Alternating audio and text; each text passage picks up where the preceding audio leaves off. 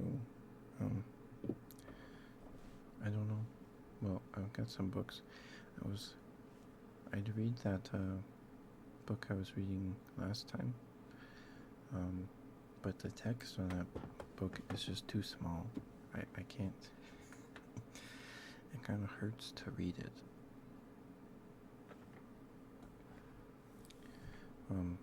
But I've got a different book about dinosaurs and stuff, and I've got this like really beat up copy of The Flood, the Halo novel, based on the first Halo game. I read through it like probably 5 times each. Hi Thorn, thank you for lurking. I appreciate you. Thank you. Good to see you. I hope you're doing alright. So I have this to read too.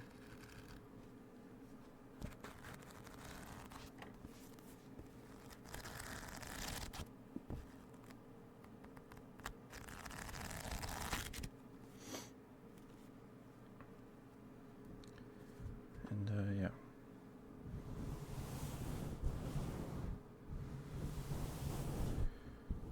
Because people seem to like me reading last time, so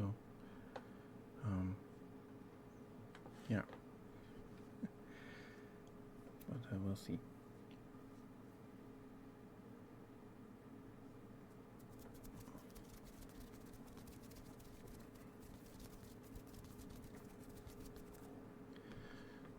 Tomorrow we'll probably play more Coffee Talk. I don't know how much of the game we have left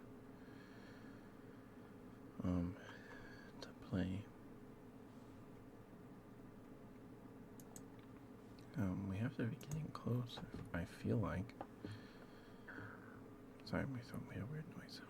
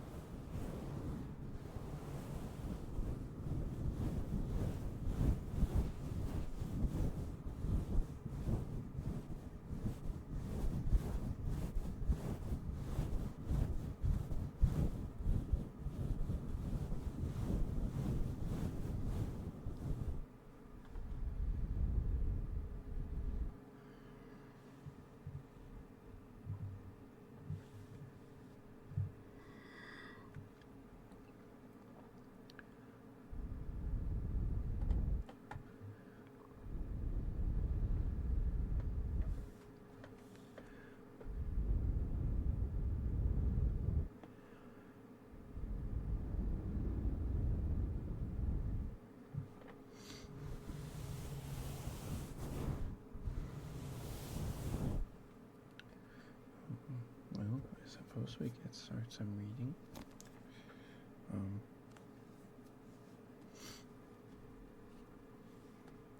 Let's see. Should we start the Halo book?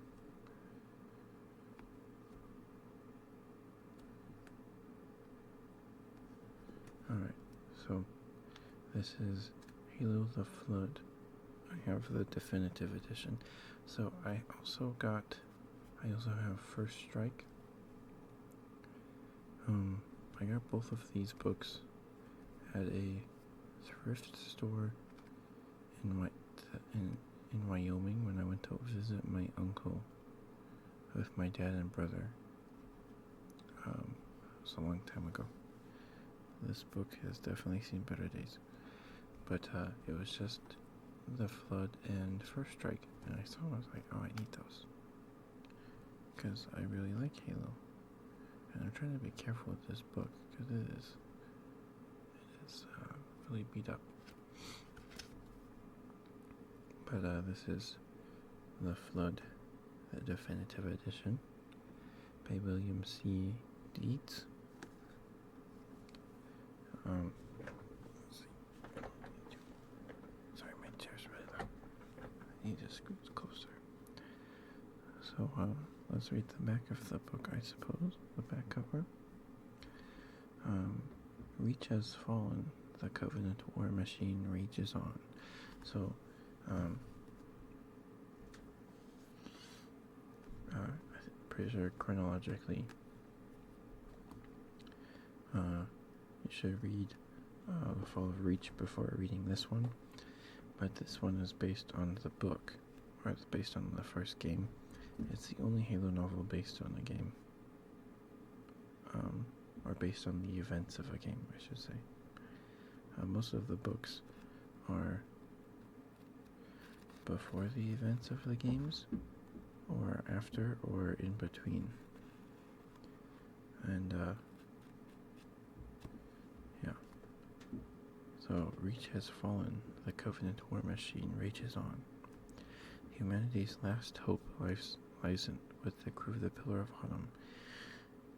The indomitable Captain Jacob Keyes, Staff Sergeant Avery Johnson, the AI Cortana, hundreds of fearless Marines, and Spartan 117, the Master Chief. Having barely escaped the battle for Reach, the crew of the Pillar of Autumn is forced to make a jump into slip space in hopes of evading the vast alien alliance hell-bent on wiping out humanity. But their destination brings them to an ancient mystery and an even greater struggle. In this far-flung corner of the universe floats a magnificently massive artificial ring world, a construct from a long-lost race. The humans' only hope of survival is to crash land on its surface and take the battle against the Covenant to the ground. But they soon discover that this enigmatic ring world is much more than it seems, built 100,000 years ago by a civilization known as the Forerunners. This Halo is worshipped by the Covenant, a sacred artifact they hope will complete their religious quest for supposed transcendence. They will stop at nothing to control it. Engaged in a fierce ground battle, Master Chief and Cortana go deep into the Halo construct and uncover a dark secret. This enigmatic ring world is also the universe's most dangerous weapon. Its purpose? The destruction of all sentient life. For the Forerunners built the Halo to battle the universe's most vicious enemy, a virtually unstoppable and suddenly reawakened force known as the Flood. This book contains bonus pages of new content from 343 Industries. I think this bonus content that they mentioned here is just some pages after like every few chapters, I think, have concept art, scrapped concept art for the book cover, I think.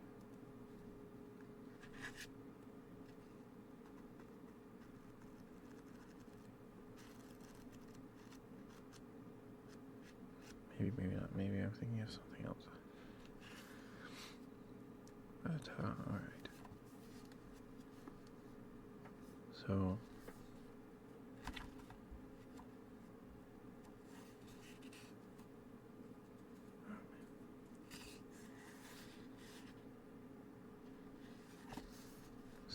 we begin here with acknowledgements to the 2010 edition. None of this would have been possible without Microsoft staffers Jacob Benton, Nicholas Sparth-Bovier, Alicia Bratton, Gabriel Robogabo Garza, John Goff, Kevin Grace, Tyler Jeffers, Frank O'Connor, Jeremy Pattinaud, Kenneth Scott, and Kiki Wolfkill, nor would the efforts of the staff at Tor Books, Tom Doherty, Eric Rabb, Whitney Ross, Seth Lerner, Megan Bernard,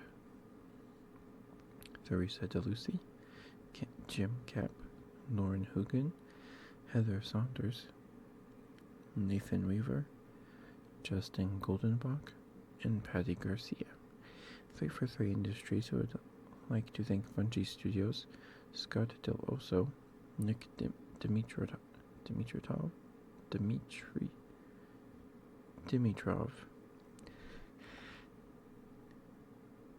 David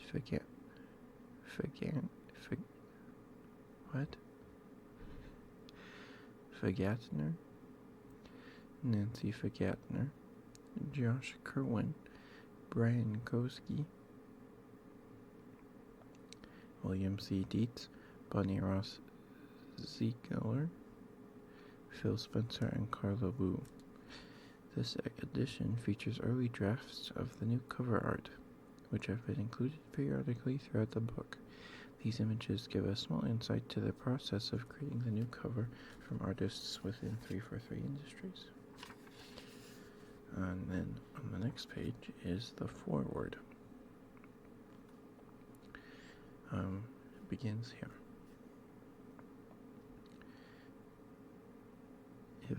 If by some chance you're not familiar with the story in these pages, then skip this forward and move on to the main course. You've been warned. So, should I read the foreword or just skip it?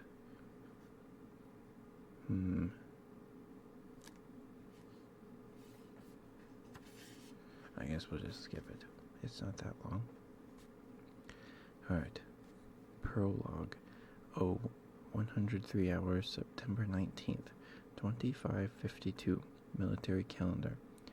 UNSC cruiser, Pillar of Autumn. Location unknown. Tech officer, 3rd class Sam Marcus, swore as the intercom aroused him from fitful sleep. He rubbed his blurry eyes and glanced at the mission clock bolted to the wall above his bunk. He'd been asleep for 3 hours. His first sleep cycle in 36 hours. Damn it. Worse, this was the first time since the ship had jumped that he'd been able to fall asleep at all. Jesus, he muttered. This better be good. The old man had put the tech crews on triple shifts. After the Pillar of Autumn jumped away from reach, the ship was a mess after the battle, and what was left of the engineering crews worked around the clock to keep the aging cruiser in one piece. Nearly 1/3 of the tech staff had died during the flight from Reach, and every department was running a skeleton crew. Everyone else went into the freezer, of course. Non-essential personnel always got an ice nap during a slip space jump. And over 200 combat cruises. Marcus had clocked fewer than 72 hours in cryo storage. Right now, though, he was so tired that even the discomfort of cryo revival sounded appealing if it meant that he could manage some uninterrupted sleep. Of course, it was difficult to complain. Captain Keyes was a brilliant tactician, and everyone aboard the Autumn knew just how close they did come to destruction when Reach fell to the enemy. A major naval base destroyed, millions dead or dying as the Covenant burned the planet to a cinder. One of Earth's few remaining defenses transformed into corpses and molten slag. All in all, they'd been damned lucky to get away. but Sam couldn't help but feel that everyone on the Autumn was living on borrowed time. The intercom buzzed again, and Sam swung himself out of the bunk. He jabbed at the comm control. "Marcus here," he growled. "Sorry to wake you, Sam, but I need you down in cryo 2. Tech Chief Shepard sounded exhausted. "It's important." "Cryo 2, Sam repeated, puzzled. "What's the emergency, Tom?" "I'm not a cryo specialist." "I can't give you the specifics, Sam. The captain wants it kept off the comm," Shepard replied, his voice almost a whisper. "Just in case we have eavesdroppers." Sam winced at the tone in his superior's voice. He'd known Tom Shepard since the academy, and had never heard the man sound so grim. "Look," Shepard said, "I need someone I can depend on. Like it or not, that's you, pal. You've cross-checked on cryo systems." Sam sighed. "Months ago, but yes." "I'm sending a feed to your terminal, Sam," Shepard continued. "It'll answer some of your questions anyway.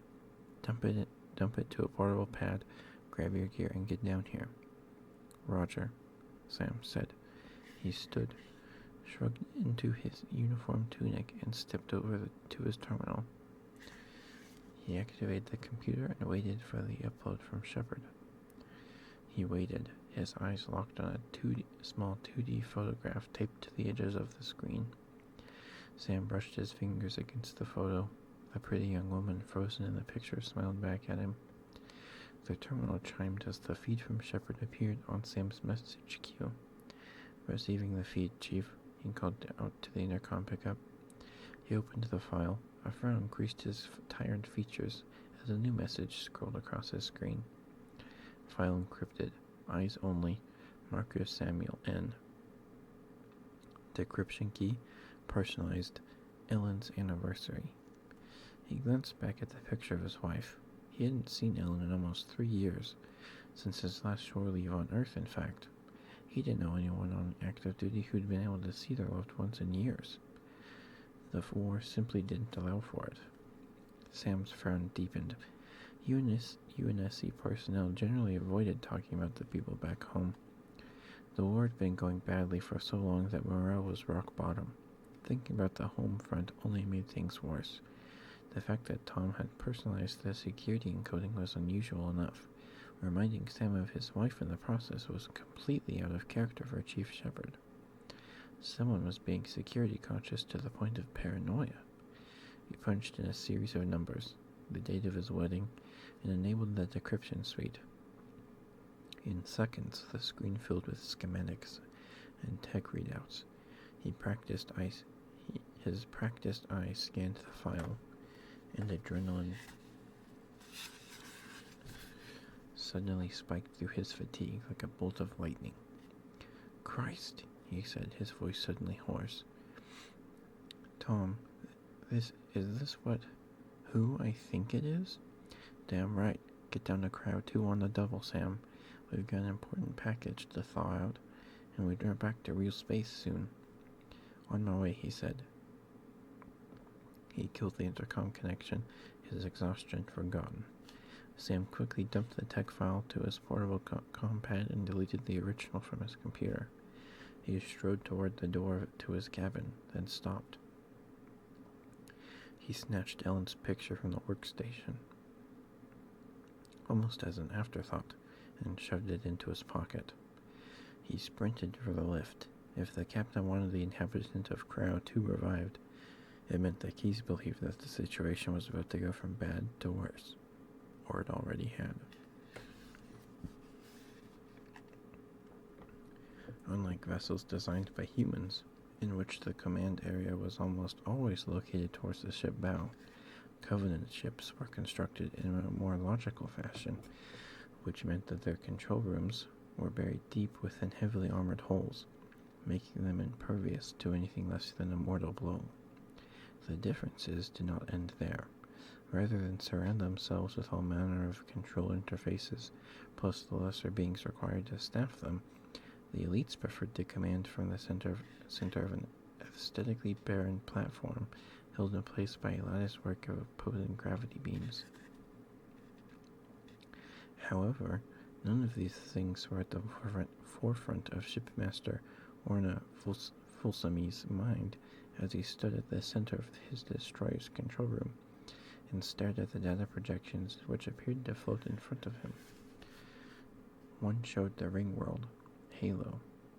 Near that, a tiny arrow tracked the interloper's course.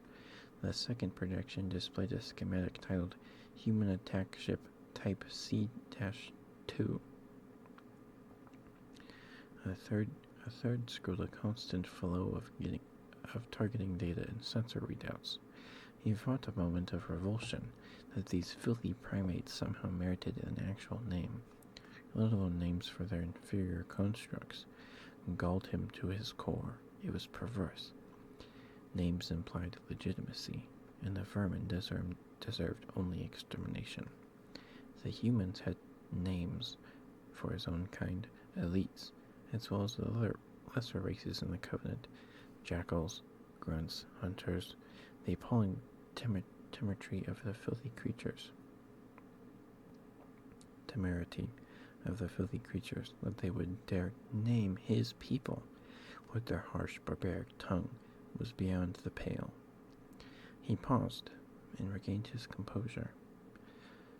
Fulsami clicked his lower mandibles, the equivalent of a shrug, and mentally recited one of the true sayings, such as the Prophet's decree, he thought. One didn't question such things, even when one was a shipmaster. The Prophets had assigned names to the enemy craft, and he would honor their decrees. Any less was a disgraceful dereliction of duty. Unlike all of his kind, the Covenant officer appeared to be larger than he actually was. Due to the armor that he wore, it gave him an angular, somewhat hunched appearance, which when combined with a heavy, pugnacious jaw, caused him to look like what he was, a very dangerous warrior. The being who floated next to Fulsami bobbed slightly as a gust of air nudged his heavily swathed body. He wore a tall, ornate headpiece made of metal and set with amber panels. The Prophet had a serpentine neck, a triangular skull, and two bright green eyes, which glittered with malevolent intelligence. He wore a red overrobe, a gold underrobe, and beneath the fabric an anti-grav throne, which served to keep him suspended one full unit off the deck. Though only a minor prophet, he still outranked Fulsami, as his bearing made clear. True sayings aside, the shipmaster couldn't help but be reminded of the tiny squealing rodents he had hunted in his childhood. He immediately banished the memory of the blood on his claws and returned his attention to the Prophet and his tiresome assistant.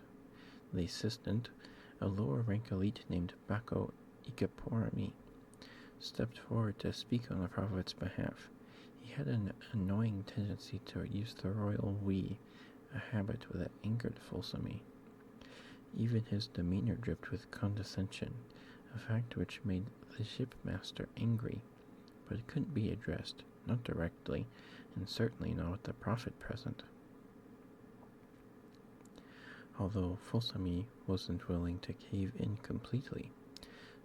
So, Fulsami said, careful to direct his comment to Ikaporami alone, you would have me believe that the interlopers arrived here entirely by chance? No, of course not, Ikaporami replied loftily. Though primitive by our standards, the creatures are sentient, and like all sentient beings, they are unconsciously drawn to the glory of the ancients, truth and knowledge. Like all the members of his caste, Fulsami knew that the prophets had evolved on a planet which the mysterious truth-givers had previously inhabited, and then, for reasons known only to the ancients themselves, subsequently abandoned. This ring world was an excellent example of the ancients' power and inscrutability. Fulsami found it hard to believe that mere humans would be drawn here, the ancients' wisdom notwithstanding. But Ikaporami spoke for the Prophet, so it must be true. Fulsami touched the light panel in front of him. A symbol glowed red, Prepare to fire plasma torpedoes. Launch on my command. Ikaporami raised both hands in alarm. No, we forbid it. The human vessel is much too close to the construct. What if your weapons were to damage the holy relic? Pursue the ship, board it, and seize control. Anything else is far too dangerous. Angered by what he saw as Igaporami's interference, Fulsami spoke through gritted teeth. The course of action that only the Holy One recommends is likely to result in a high number of casualties. Is this acceptable? The opportunity to transcend the physical is a gift to be sought after, the other responded. The humans are willing to spend their lives. Can we do less? No, Fulsami thought, but we should aspire to more. He again clicked his lower mandibles and touched the light panel. Cancel the previous order. Load 4 transports with troops and launch another flight of fighters. Neutralize the interloper's weaponry before boarding craft reach their target. 100 units aft. Sealed within the destroyer's fire control center, a half commander acknowledged the order and issued instructions of his own. Lights began to strobe. The decks transmitted a low-frequency vibration, and more than 300 battle-ready Covenant warriors, a mix of what the humans called elites, jackals, and grunts, rushed to board their assigned transports. There were humans to kill. None of them wanted to miss this opportunity. Alright, that's the end of the prologue. Alright, that begins Section 1, Pillar of Autumn. And there's some artwork of concept art for the cover, titled Invasion. Okay, Chapter 1. 127 hours, ship's time, September 19th, 2552. Military calendar. UNSC cruiser Pillar of Autumn, location unknown. The Pillar of Autumn shuddered as her Titanium 8 armor took a direct hit. Just another item in the Covenant's bottomless arsenal, Captain Keyes thought. Not a plasma torpedo, or we'd already be free-floating molecules. The warship had taken a beating from the Covenant forces off reach, and it was a miracle that the hull remained intact, even more remarkable that they'd been able to make a jump into subspace at all. Status, Keyes barked. What just hit us? Covenant fighter, sir. Seraph class. The tactical officer, Lieutenant Hikowa, replied. Her porcelain features darkened. Tricky bastard must have powered down and slipped past our sentry ships. A humorless grin tugged at Keyes' mouth. Hikowa was a first-rate tactical officer, utterly ruthless in a fight. She seemed to take the Covenant fighter's pilot actions as a personal insult. Teach him a lesson, Lieutenant, he said. She nodded and tapped a series of orders into her panel. New orders for the Autumn's fighter squadron. A moment later, there was radio chatter as one of the Autumn's C-709 longsword fighters went after the Seraph, followed by a cheer as the tiny alien ship transformed into a momentary sun, complete with its own system of co-orbiting debris. Keyes wiped a trickle of sweat from his forehead. He checked his display. They'd reverted back into real space 20 minutes ago. 20 minutes. And the Covenant picket patrols had already found them and started shooting. He turned to the bridge's main viewport, a large transparent bubble slung underneath the Autumn's bow superstructure. A massive purple gas giant, Threshold, dominated the spectacular view. One of the longsword fighters glided past as it continued its patrol. When Keyes had been given command of the Pillar of Autumn, he'd been skeptical of the large domed viewport. The Covenant are tough enough, he had argued to Vice Admiral Stranforth. Why give them an easy shot into my bridge? He'd lost the argument. Captains don't win debates with admirals, and in any case, There simply hadn't been any time to armor the viewport. He had to admit, though, the view was almost worth the risk. Almost. He absently toyed with the pipe he habitually carried, lost in thought. It ran completely counter to his nature to slink around in the shadow of a gas giant. He respected the Covenant as a dangerous, deadly enemy, and hated them for their savage butchery of human colonists and fellow soldiers alike. He had never feared them, however. Soldiers didn't hide from the enemy. They met the enemy head-on. He moved back to the command station and activated his navigation suite. He plotted a course deeper in system and fed the data to Ensign Lovell, the navigator. Captain, Ego piped up. The sensors paint a squadron of enemy fighters inbound. Looks like boarding craft are right behind them. It was just a matter of time, Lieutenant, he sighed. Can't hide here forever. The Autumn seemed to glide out of the shadow cast by the gas giant and into bright sunlight. Key's eyes widened with surprise as the ship cleared the gas giant. He had expected to see a Covenant cruiser, Seraph fighters, or some other military threat. He hadn't expected to see the massive object floating in a language point between Threshold and its moon basis. The construct was enormous, a ring-shaped object that shimmered and glowed with reflected starlight. The jewel lit from within. The outer surface was metallic and seemed to be engraved with deep geometric patterns. Cortana, Captain Keyes said, "What is that?" A 30-centimeter high hologram faded into view above a small holopad near the captain's station. Cortana, the ship's powerful artificial intelligence, frowned as she activated the ship's long-range detection gear. Long lines of digits scrolled across the sensor displays and rippled the length of Cortana's body as well. The ring is 10,000 kilometers in diameter, Cortana announced, and 22.3 kilometers thick. Spectroscopic analysis is inconclusive, but patterns do not match any known Covenant materials, sir.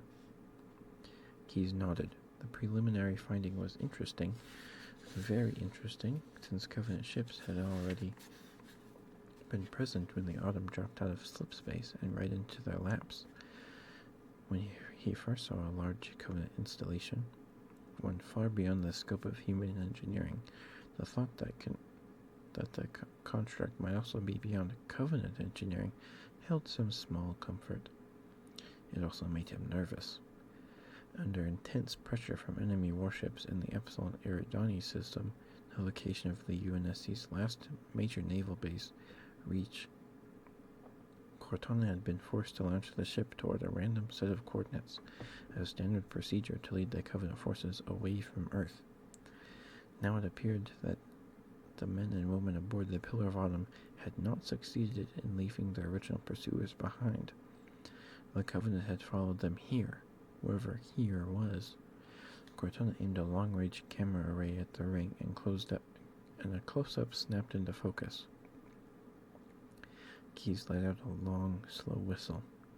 The construct's inner surface was a mosaic of greens, blues, and browns. Trackless desert, jungles, glaciers, and oceans. Streaks of white clouds cast deep shadows on the terrain below. The ring rotated and brought a new feature into view, a tremendous hurricane forming over a large body of water.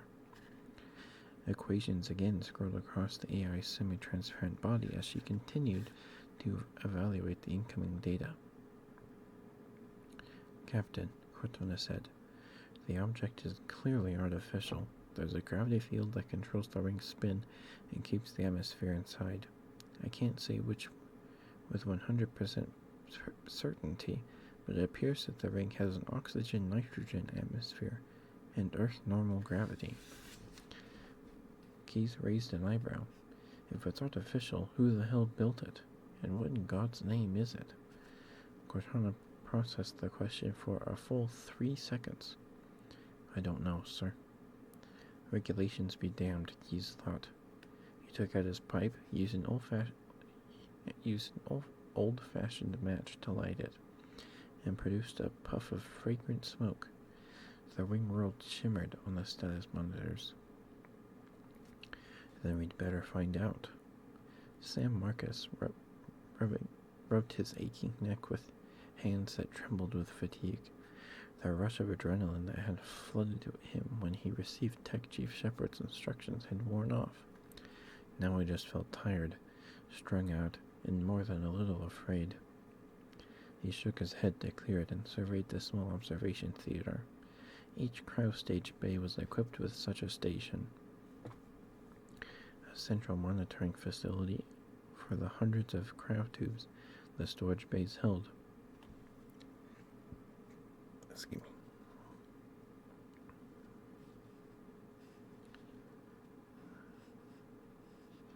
By shipboard standards, the Cryo 2 observation theater was large, but the proliferation of life sign monitors, diagnostic gauges, and computer terminals tied directly into the individual cryotubes stored in the bay below made the room seem cramped and uncomfortable. A chime sounded and Sam's eyes swept across the status monitors.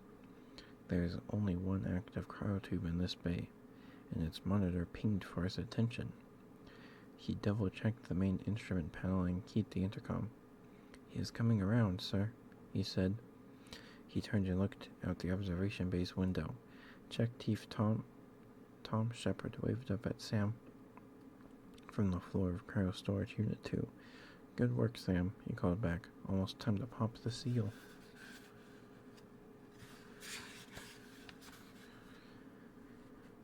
The status monitors continued to feed information to the observation theater.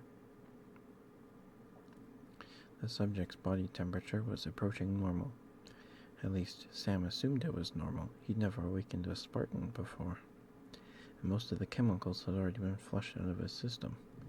He's in an REM cycle now, Chief," Sam called out, "and his brainwave activity shows he's dreaming. That means he's pretty much thawed. Shouldn't be long now." "Good," Shepard replied.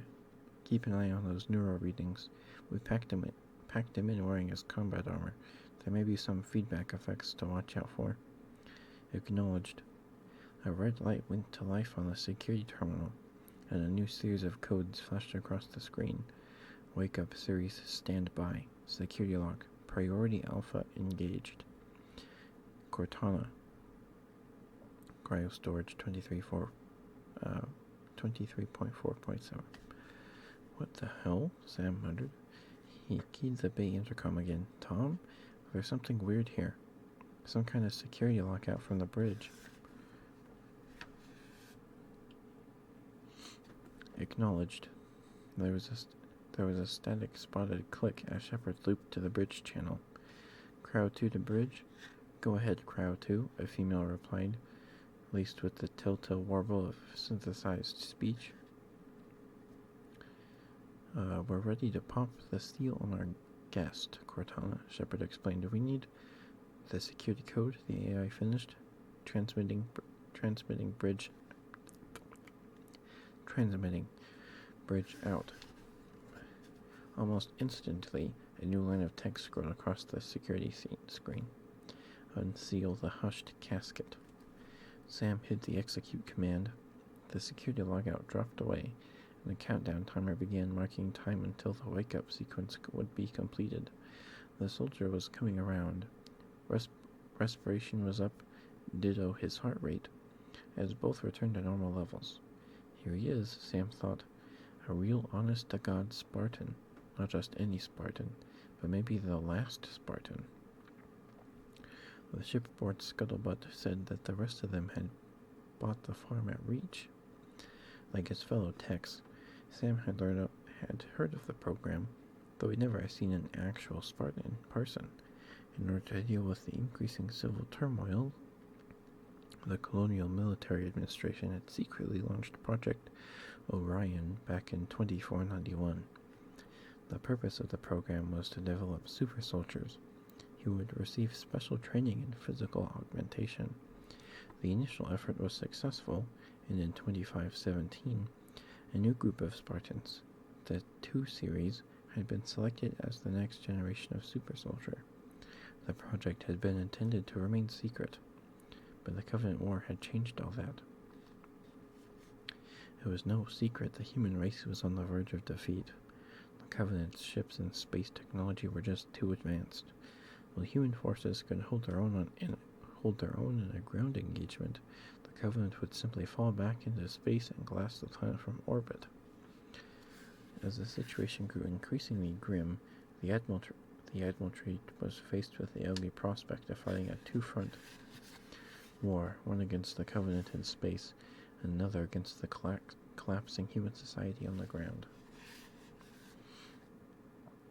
The general public and the rank and file in the military needed a morale boost, so the existence of the Spartan 2 project was revealed.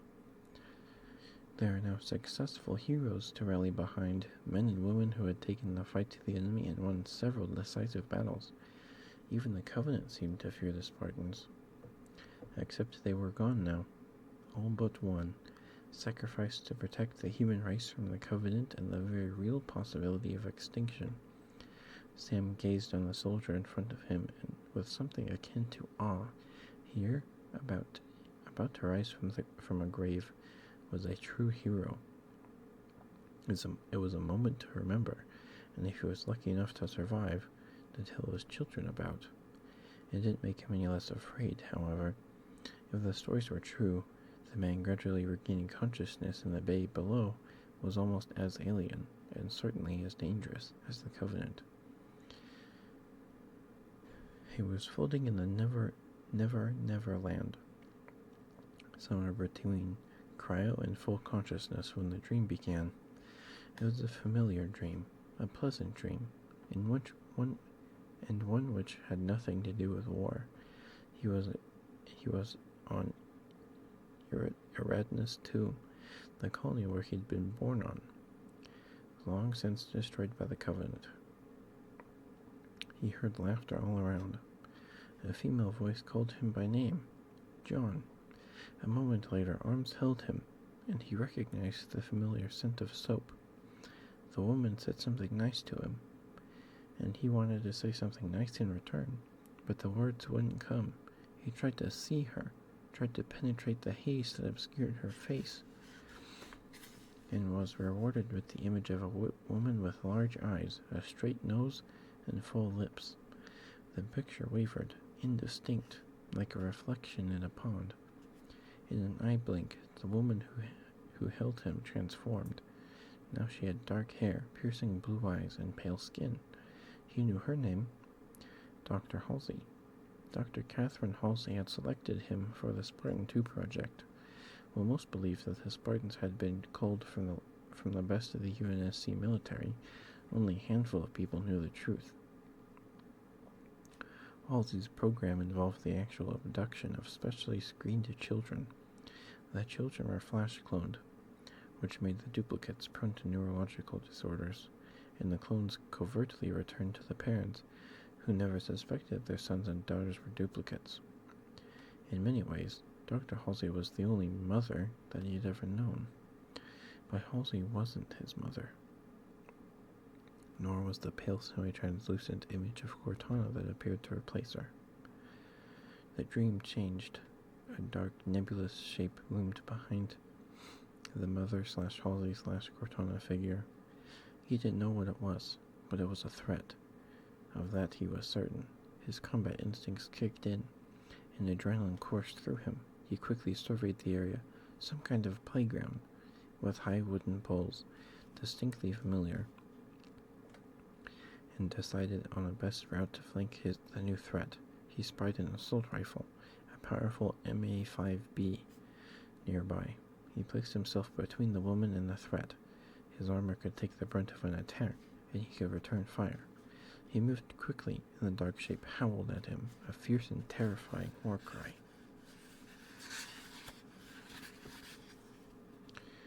The beast was impossibly fast. It was on him in seconds.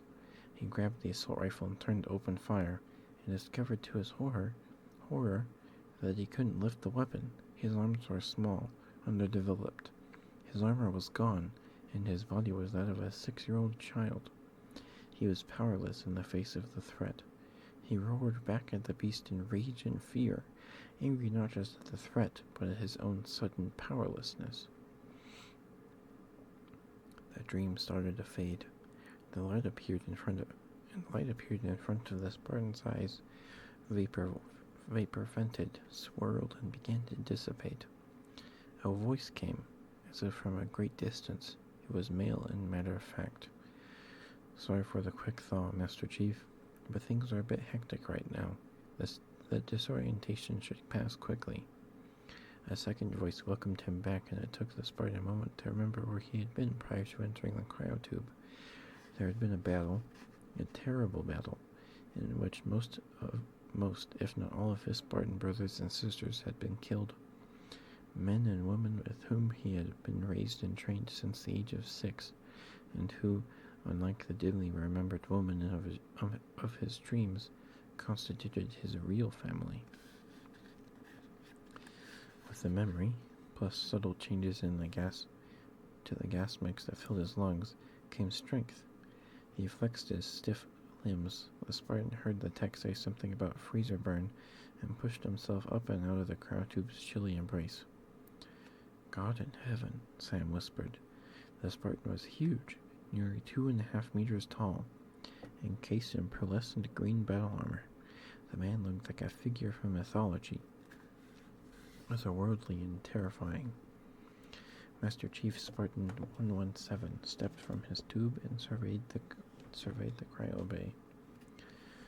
The mirrored visor on his helmet made him all the more fearsome, a faceless, impassive soldier built for destruction and death. Sam was glad he was up here in the observation theater, rather than down on the Cryo 2 main floor with the Spartan. He realized that Tom was waiting for diagnostic data. He checked the displays. Neural pathways clear, no fluctuations in heartbeat or brainwave activity. He opened an intercom channel. "I'm bringing his health monitors online now." Sam watched as Tom led the Spartan to the various test stations in the bay, pitching in where he was required. In short order, the soldier's gear had been brought online: recharging shield system, real-time health monitors, targeting and optical sense systems, all red in the green. The suit, codenamed Mjolnir armor, was a marvel of engineering, Sam had to admit. According to the specs he'd received, the suit's shell consisted of a multi-layered alloy of remarkable strength, a refractive coating that could disperse a fair amount of directed energy, a crystalline storage matrix that could support the same level of artificial intelligence usually reserved for a starship, and a layer of gel which conformed to the wire's skin and functioned to regulate temperature. Additional memory packets and signal conduits had been implanted into the Spartan's body, and 2 externally accessible input slots had been installed near the base of his skull. Taken together, the combined system served to double his strength, enhance his already lightning-fast reflexes, and make it possible for him to navigate through the intricacies of any high-tech battlefield.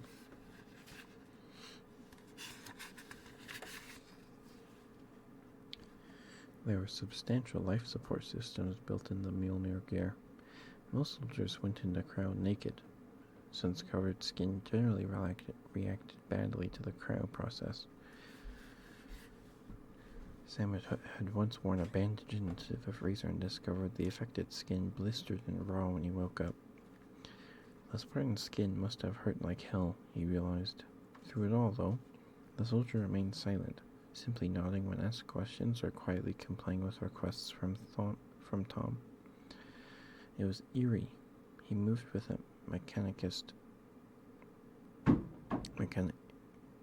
mechanistic efficiency from one test to the next, like a robot. Sorry, someone dropped something upstairs, it sounds like. Cortana's voice rang from the ship-wide comm. "Sensors below show inbound Covenant boarding craft. Stand by to repel boarders."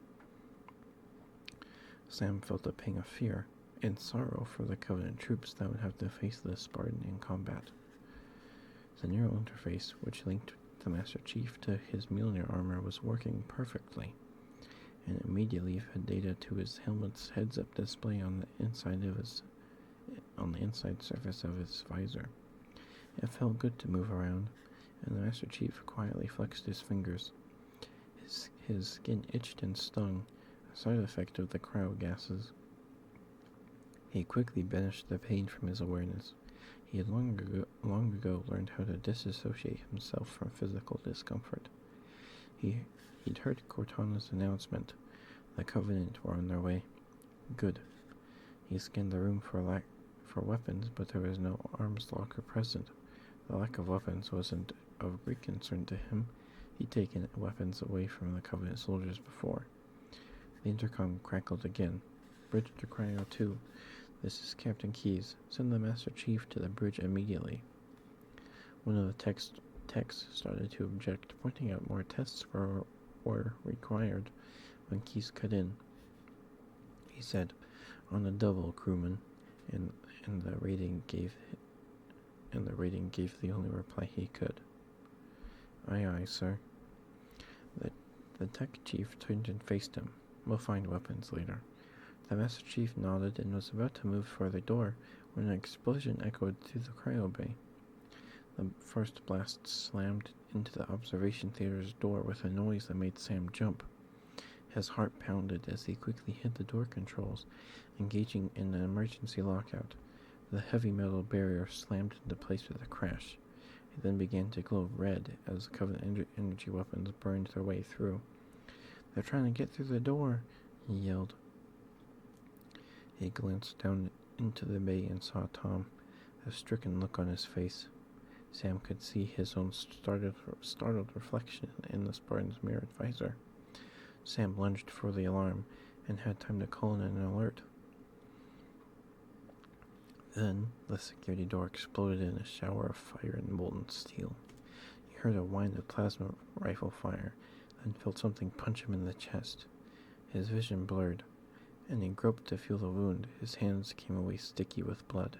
"It doesn't hurt," he thought. "It should hurt, shouldn't it?" He felt disoriented, confused. He could see a flurry of movement. As armored figures swarmed into the observation theater, he ignored them and focused on his wife's picture, smeared with his own blood, which had somehow fallen to the deck plates. He fell to his knees and scrabbled for the photograph, his hands shaking. His field of vision narrowed as he struggled to reach the discarded photo. It was only centimeters away now, but the distance felt like kilometers. He'd never been so tired. His wife's name echoed through his mind. Sam's fingers had just brushed the edge of the photograph when an armored boot pinned his arm to the deck. Long, clawed fingers plucked the picture from the floor. Sam cursed weakly and struggled to face his attacker. The alien, an elite, cocked his head at the image in puzzlement, then glanced down as if noticing Sam for the first time. The human continued to reach for the picture. He dimly heard Tom's voice call out in English, "Sam!" The elite aimed the plasma rifle at Sam's head and fired. The Master Chief bristled. The Covenant forces were in close proximity, and a fellow soldier had just died. He longed to climb to the observation bay and engage the enemy, but orders were orders. He needed to get to the bridge. The cryotech keyed open a hatchway. "Come on," he yelled. "We've got to get the hell out of here." The Master Chief followed the crewman through the hatch and down the corridor. A sudden explosion blew the next door to smithereens, hurled what remained of the technician's body down the passageway, and caused the Chief's shields to flare. He mentally reviewed the schematics of the Halcyon-class line of ships and he doubled back. He vaulted over a pair of power conduits and landed in the dimly lit maintenance hallway beyond. An emergency beacon strobed and alarms wailed. The rumble of a second explosion echoed down the corridor. He pushed ahead, past a dead crewman, and into the next section of hallway. The Master Chief saw a hatch, its security panel pulsing green, and hurried forward. There was a third explosion, but his armor deflected the force of the blast. The Spartan forced open the partially melted door, saw an opening to his left, and heard someone scream. A naval crewman fired his sidearm at the target the Master Chief couldn't see, and the deck shattered as a missile struck the Autumn's hull. The Master Chief ducked under a half-raised door, just in time to see the crewman take an energy bolt through the chest. As the rest of the human counter-boarders returned fire, the Covenant forces backed through a hatch and were forced to retreat into an adjoining compartment. Chaos reigned as the ship's crew did the best they could to push the boarders back toward the airlocks, or to trap them in compartments where they could be contained and dispatched later. Unarmed, and well aware of the fact that Captain Keyes needed him on the bridge, Master Chief had little choice but to follow the signs and avoid the firefights that raged all around. He made his way down a darkened access corridor. The Covenant boarders must have shorted out the illumination circuits in this compartment, and nearly ran headlong into a Covenant elite. The alien's personal shields sparked, and he roared in surprise and anger. The Spartan crouched and prepared to meet the alien soldier's charge, then ducked, as a Marine fire team unleashed a barrage of assault rifle fire at the elite. Purple gore splashed the bulkhead, and the alien dropped in a crumpled heap. The Marines moved forward to secure the area, and the chief nodded in thanks to the squad leader. He turned, sprinted down the passageway, and made it to the bridge without further incident. He looked out through the main viewport, saw the strange-looking construct that floated out beyond the cruiser's hull, and was momentarily curious about what it was, knowing that the captain would fill him in. He strode across the captain's station, near the center of the bridge. A variety of naval personnel sat hunched at their consoles as they struggled to control their beleaguered vessel. Some battled the latest wave of fighters, others worked on damage control, and one grim-faced lieutenant made use of the ship's environmental systems to suck the atmosphere out of those compartments, which had been occupied by Covenant forces. Some of the enemy carried their own atmosphere, but some of them didn't, and that made them vulnerable. They were crew in some of those spaces, perhaps some she knew personally, but there was no way to save them. If she didn't kill them, then the enemy would. The chief understood the situation well. Better a quick death in vacuum than at the hands of the Covenant. He spotted Keyes near the main tactical displays. Keyes studied the screens intently, particularly a large display of the strange ring. The Spartan came to attention. Captain Keyes turned to face him. "Good to see you, Master Chief." "Things aren't going well. Cortana did her best, but we never really had a chance." The AI arched a holographic eyebrow. A dozen Covenant battleships against a single Halcyon-class cruiser? With those odds, we still had 3.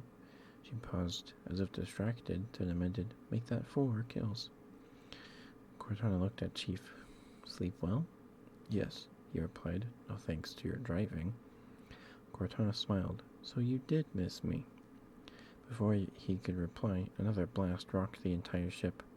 He grabbed a nearby support pillow and braced himself. As several of the crew crashed to the deck nearby, Keyes grabbed onto a console for support. "Report!" Cortana shimmered blue. "It must have been one of their boarding parties. My guess is an antimatter charge." The fire control officer turned in his seat. "Ma'am, fire control for the main cannon is offline." Cortana looked at Keyes. The loss of the ship's primary weapon, the magnetic accelerator cannon, was a crippling blow to their holding action. "Captain, the cannon was my last defensive option." "All right," Keyes said gruffly. "Initiating Coal Protocol, Article 2. We're abandoning the Autumn." "That means you too, Cortana." "Will you do what? Go down with the ship?" she shot back. "In a manner of speaking," Keyes replied. "The object we found. I'm going to try and land the Autumn on it." Cortana shook her head. "With all due respect, this war has enough dead heroes." The captain's eyes locked with hers. I appreciate your concern, Cortana, but it's not up to me. The protocol is clear. The destruction or capture of a shipboard AI is absolutely unacceptable. That means you are abandoning the ship. Log in a selection of emergency landing zones and upload them to my neural lace. The AI paused, then nodded. Aye, aye, sir. Which is where you come in, Keyes continued as he turned to face the Spartan. Get Cortana off this ship. Keep her safe from the enemy. If they capture her, they'll learn everything. Force deployment, weapons research. He paused, then added, Earth. The Spartan nodded. I understand. Keyes glanced at Cortana. Are you ready? There was a pause as the AI took one last look around. In many ways, the ship was her physical body, and she was reluctant to leave it. Yank me. Keyes turned to a console, touched a series of controls, and turned back again. The hollow shivered and Cortana's image swirled into the pedestal below and disappeared from view. Keyes waited until the hollow disappeared, removed the data chip from the pedestal, and offered it to the Spartan, along with his sidearm. Good luck, Master Chief. Spartan 117 accepted the chip and reached back to slot the device into the neural interface, located at the base of his skull. There was a positive click, followed by a flood of sensation, as the AI joined him within the confines of the armor's neural network. At first, it felt as if someone had poured a cup of ice water into his mind, followed by a momentary jab of pain and a familiar presence. He'd worked with Cortana before, just prior to the disaster at Reach. The AI-human interface was intrusive in a way, yet comforting too, since he knew what Cortana could do. He would depend on her during the hours and days ahead, just as she would depend on him. It was like being part of a team again. The Master Chief saluted and left the bridge. The sounds of fighting were even louder now, indicating that, in spite of the crew's best efforts, Covenant forces had still managed to fight their way out of the areas adjacent to the airlocks. It made it all the way up to the area around the command deck. Bodies lay strewn around the corridor, roughly 50 meters from the bridge. The human defenders had pushed them back, but Chief could tell that this last assault had been close. Too close. The Master Chief paused to kneel next to a dead ensign, took a moment to close her eyelids, and appropriated the fallen trooper's ammo. The pistol the captain had given him was standard Navy issue.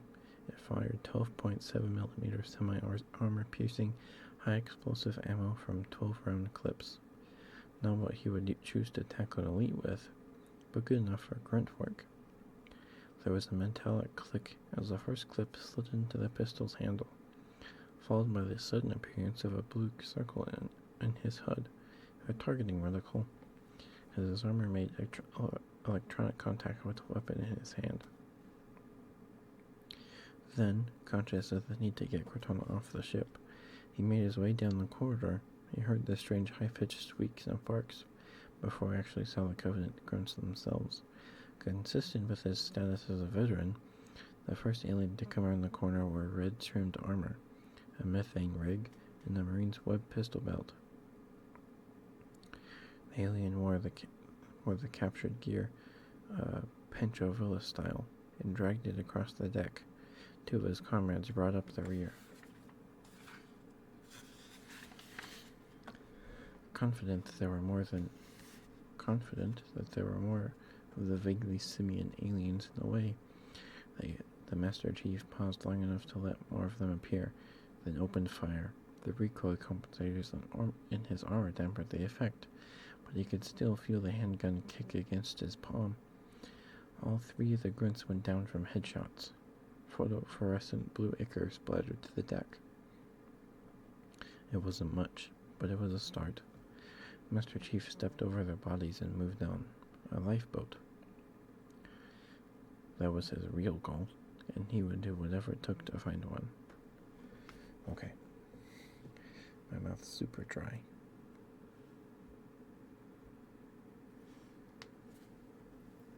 So let me drink some water real quick.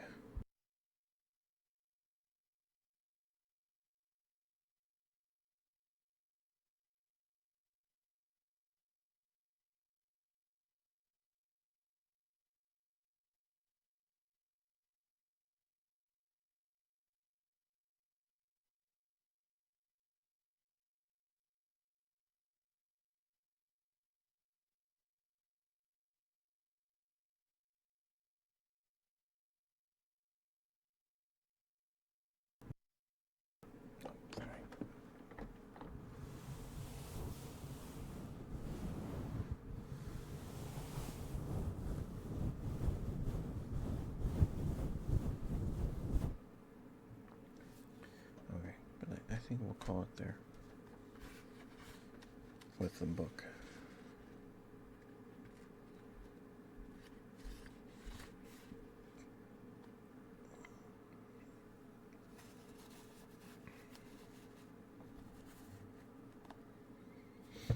And I find a bookmark later.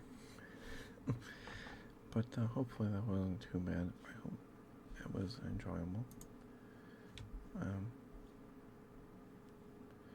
Yeah, I don't know who's here, but thank you for listening to me read.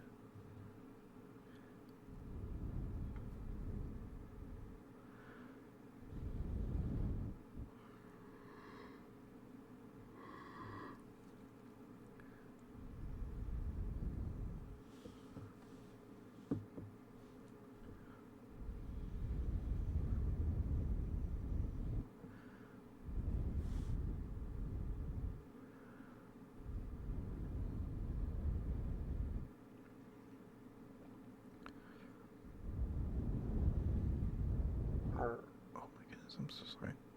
That was gross.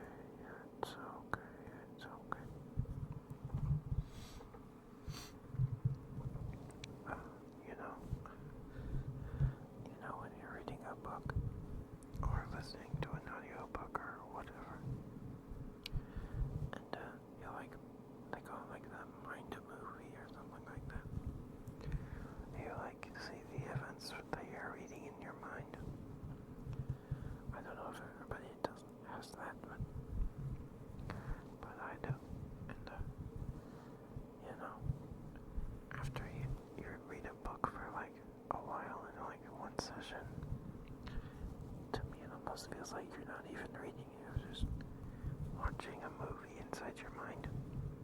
Kind of like a dream or something, I don't know. Does that make any sense to you guys? But that's my experience with it anyway. It's pretty cool.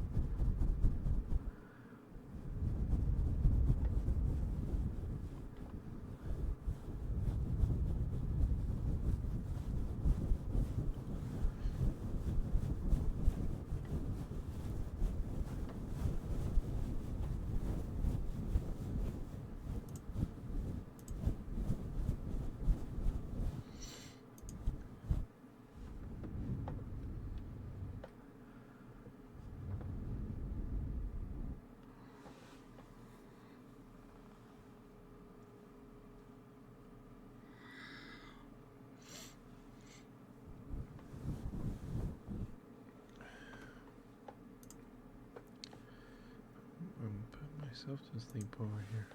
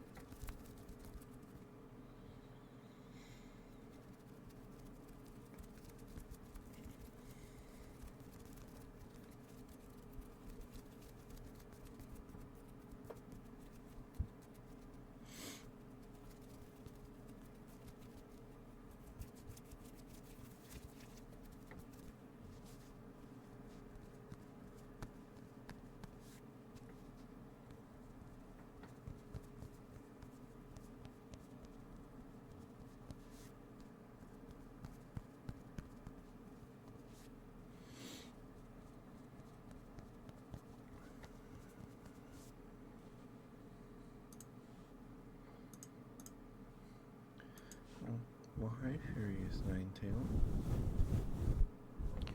Hello, hello. Hello, hello. It's good to see you.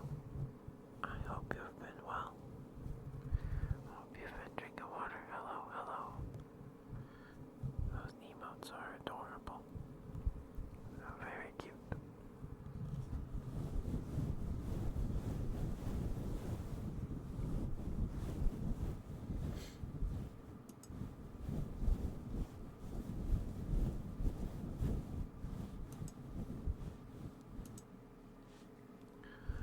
Give me 1 second.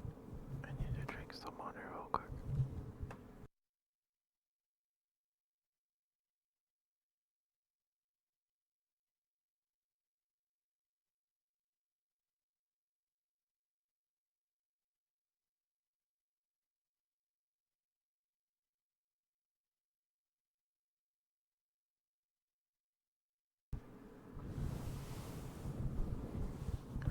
Oh, you're welcome. You're welcome.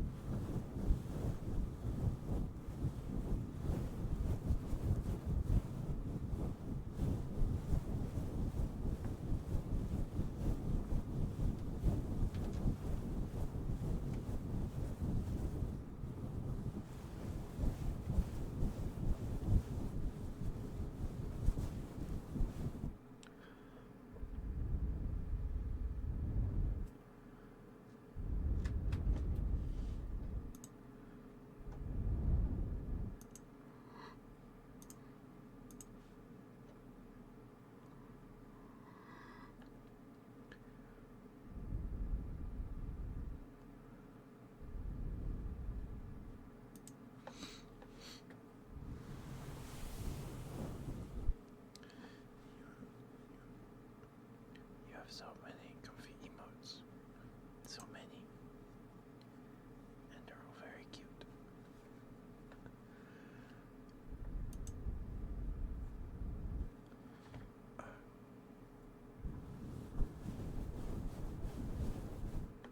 I haven't done some tapping in a while. Let's see.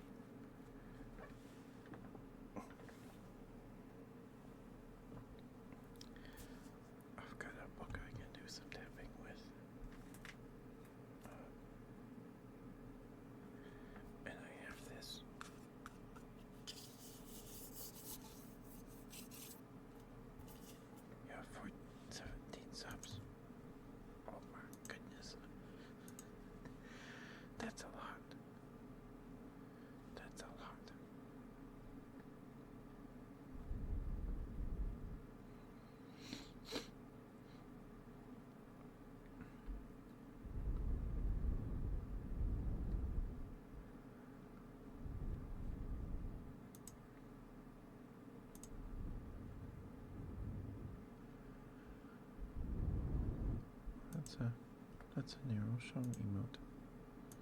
I think I rated Sean once. I haven't seen him in a while. I hope he's doing alright.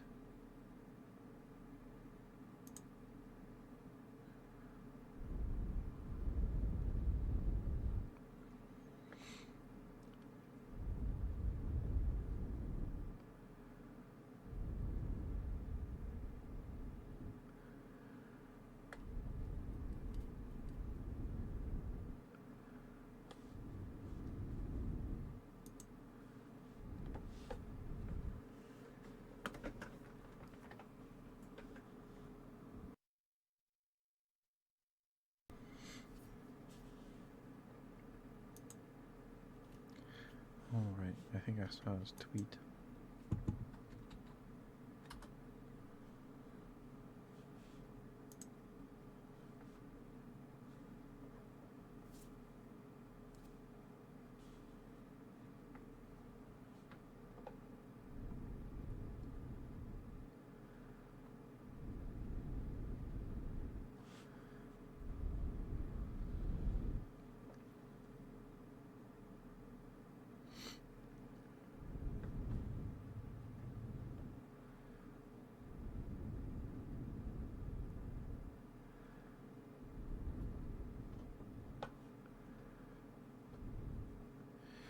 I hope he gets some good rest.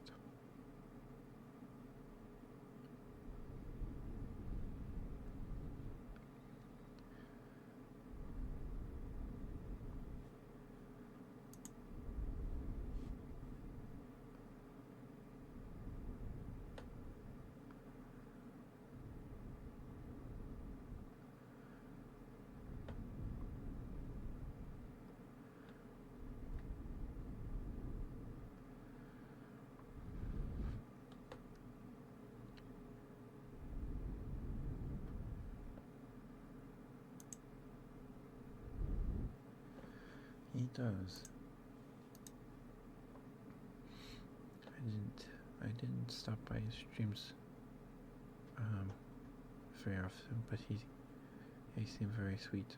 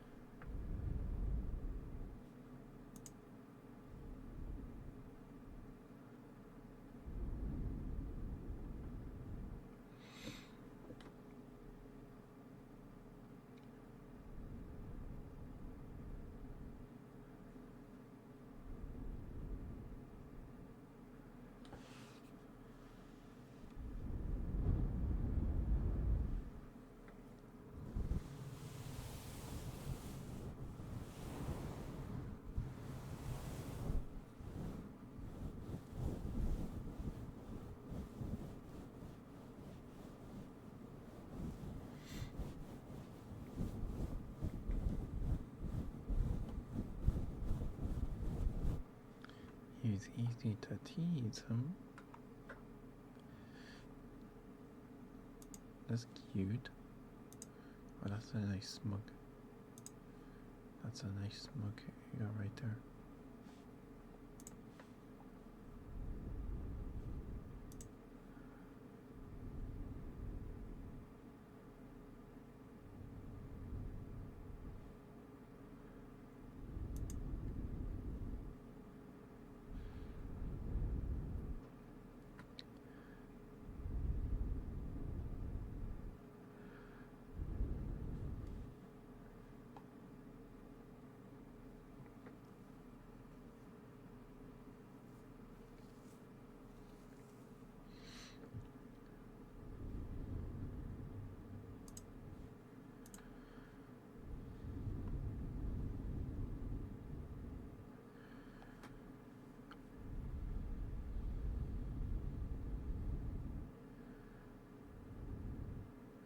It's Rengoku. Hi Rengoku. It's been a few days, I think. I hope you've been well. evil emote. I feel like I've seen those somewhere before. I feel like someone on a Discord server I'm in uses them. But I don't know. I don't.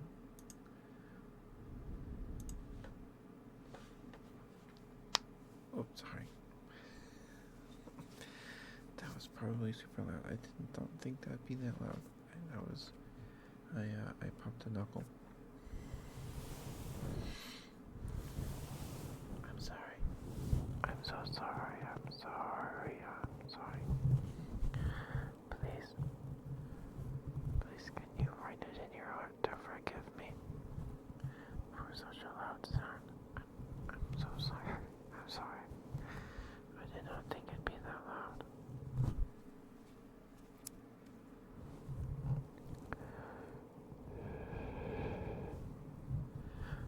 That's understandable, right, Goku? I feel like I could use one myself. But, yeah, it's rough. But, I hope you've been well. Oh, I already asked you that. I hope you're staying hydrated, too. Hope you've been safe. Eating good food.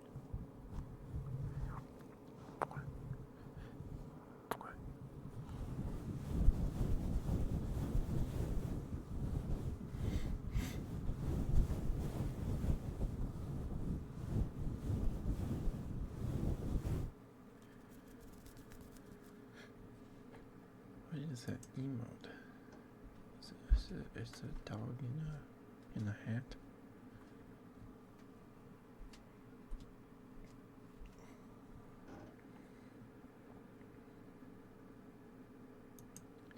Sucky Bay. I feel like that name's familiar, but I'm not sure. I feel like I've heard that name before. But I'm good. I've been good. I'm a bit tired. I've been staying up too late doing nonsense.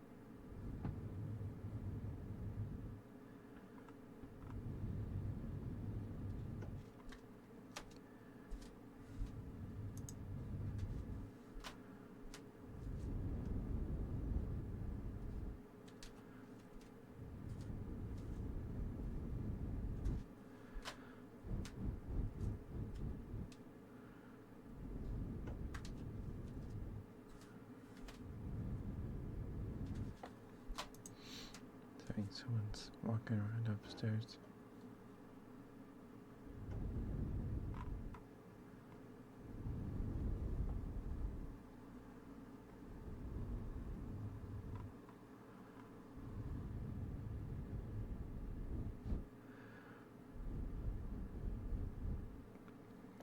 Slumber.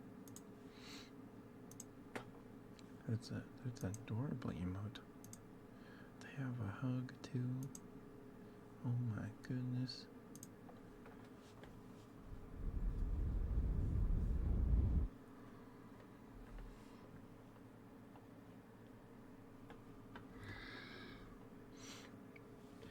Very cute.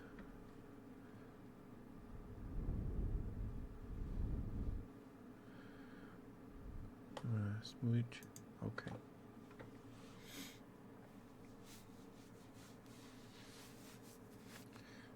No one's redeemed first yet either.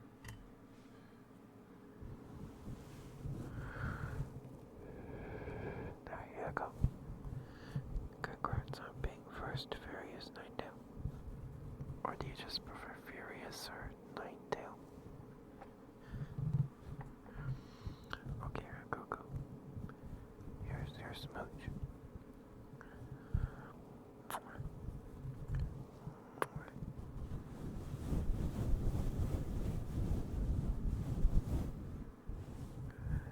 There you go.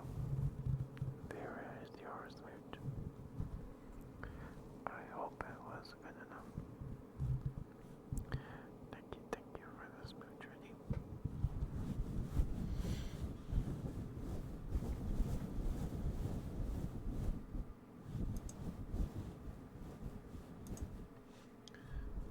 Okay. I'll probably just call you any of the three at random times. Or when I you know what I mean. Yeah. Anyway, thank you for being here, Ninetale. It's good to see you. You too, Goku. And the sword. And whoever's working, thank you. Oh no. It's been that long already. They shouldn't have gone off yet. Oh, I guess it has been 20 minutes. No.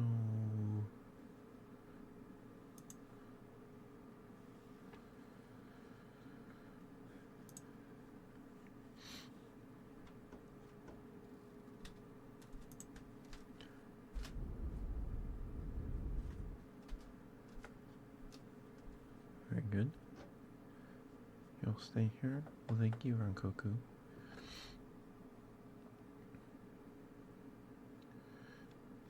We'll probably go for probably 40 more minutes. You're back from Adlin. I'm sorry about the ads.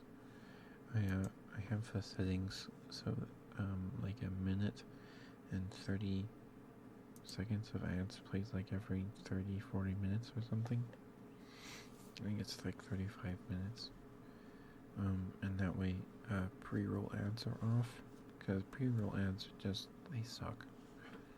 So and the only way to turn off pre-roll ads is to play at least 3 minutes of ads in an hour, and it just sucks.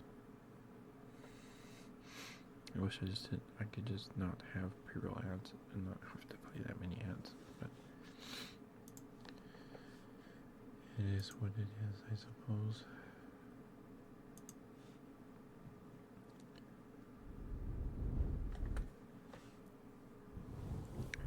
But welcome back. Welcome back, Naito.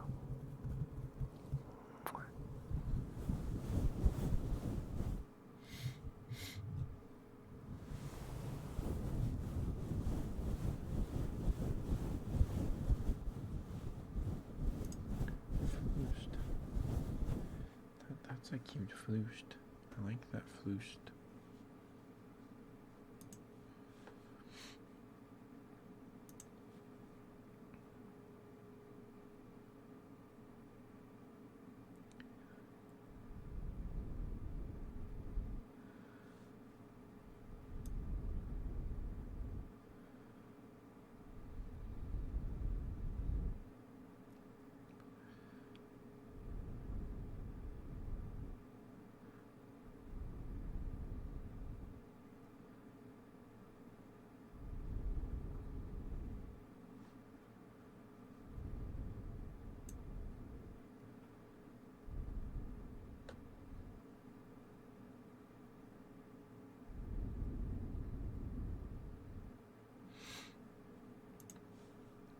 And more flushed.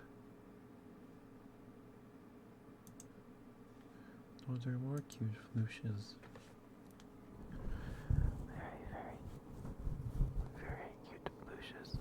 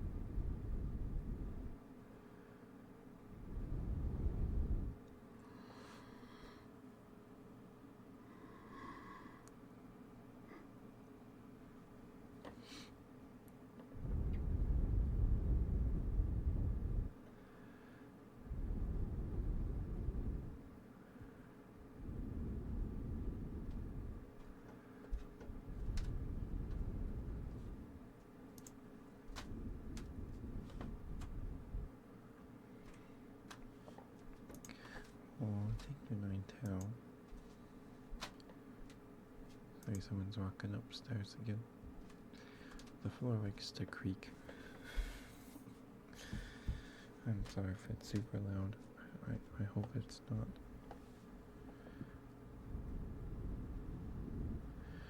Before I started stream, someone was knocking on the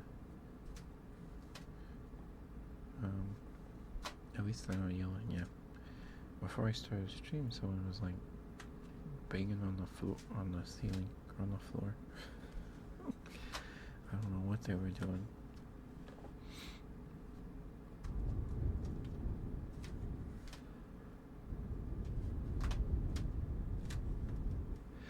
Yeah, at least they're not yelling.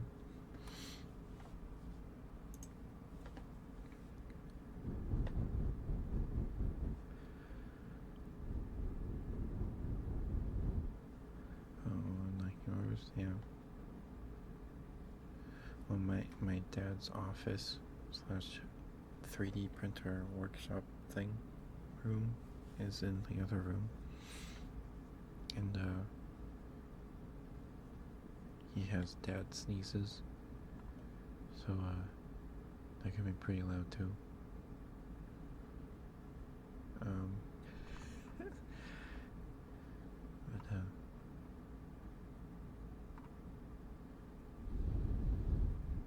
yeah.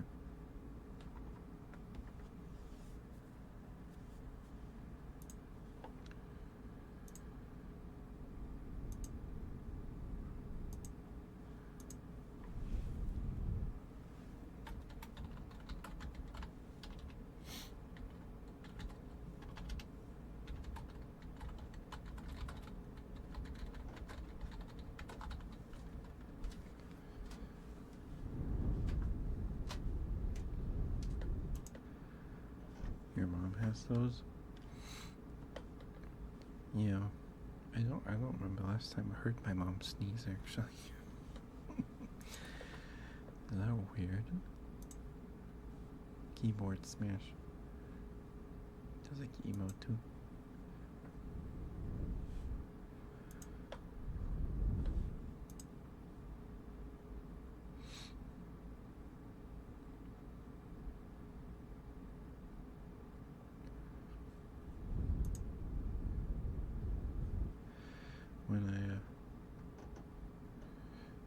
When I sneeze. Oh. Well, maybe my mom will start sneezing here in a couple of weeks when spring, like, I guess spring is happening, but spring like just started in my area. It started as in spring feels like it's here now. because it was still snowing halfway through April, so yeah, it was a weird winter this year. It was kind of nice. We like destroyed our snowfall record from like 83, but that means there's gonna be there is a whole lot of flooding now in certain places in my state from the runoff. But yeah, it was like all cloudy last week, and like yesterday or a couple of days ago, it was like super windy. I think it was Sunday. Sunday it was super windy and rainy. It was nuts.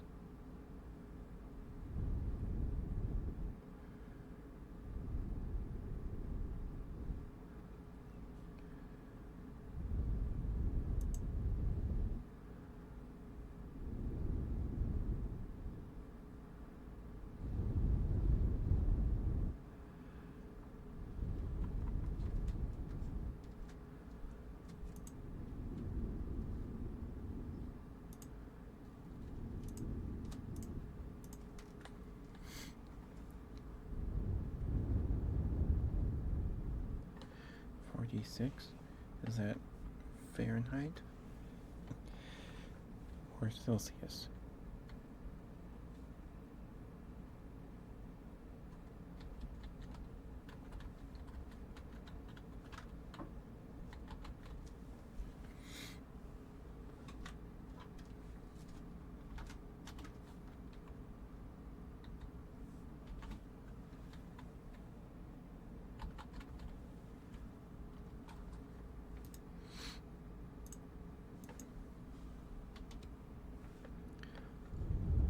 Fahrenheit? Oh, okay. That is kind of cold. Let me see. It is.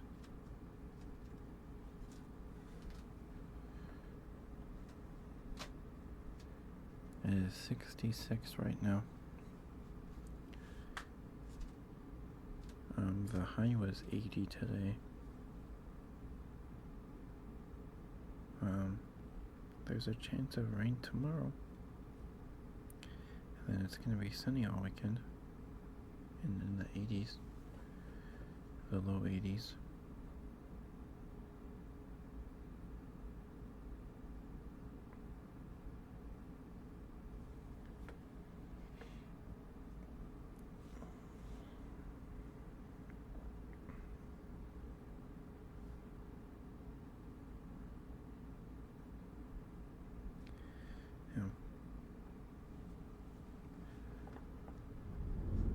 It was cloudy all day too. Or it was sunny in the morning, and it was just really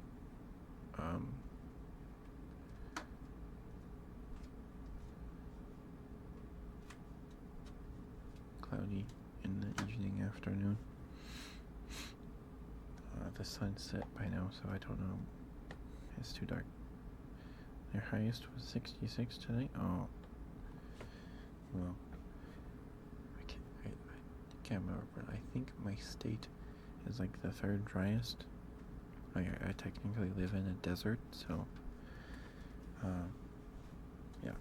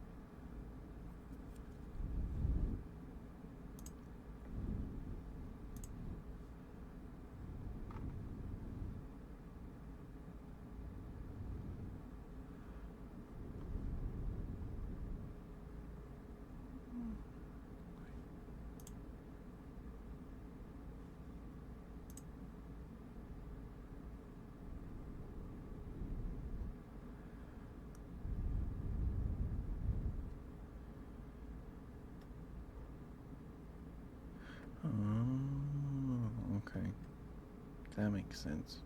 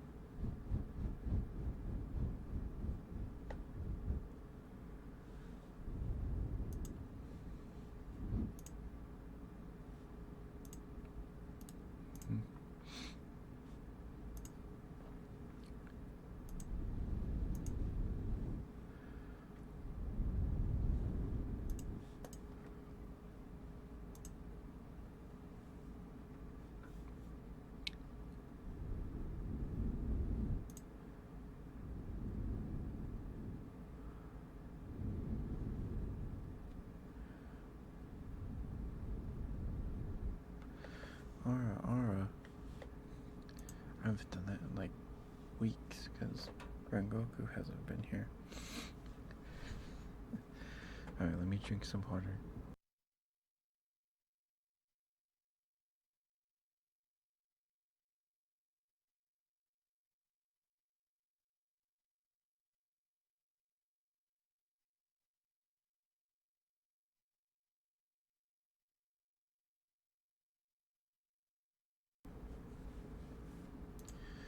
And I wouldn't be opposed if you want to clip this, because Rengoku clips every aura, so we'll see. I don't, no pressure. Please don't clip it if you don't want to.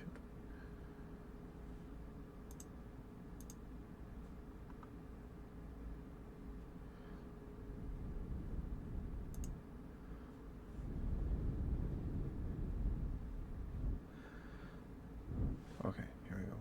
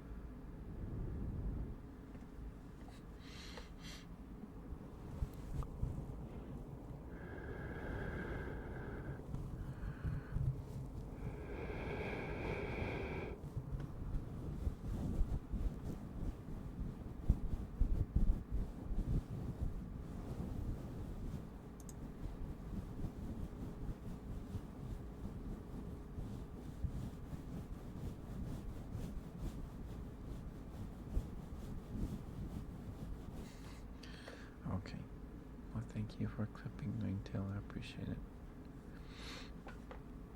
Thank you, thank you.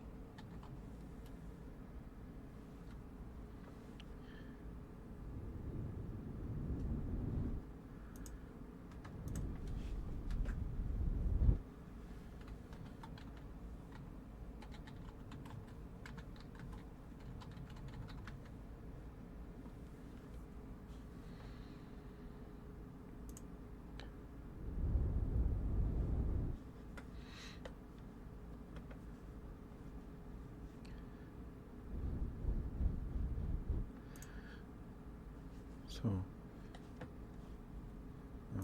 is your name based on just the Ninetales, or is it based on like the Pokemon? I'm curious. Or is it both? I'm curious, Ninetale.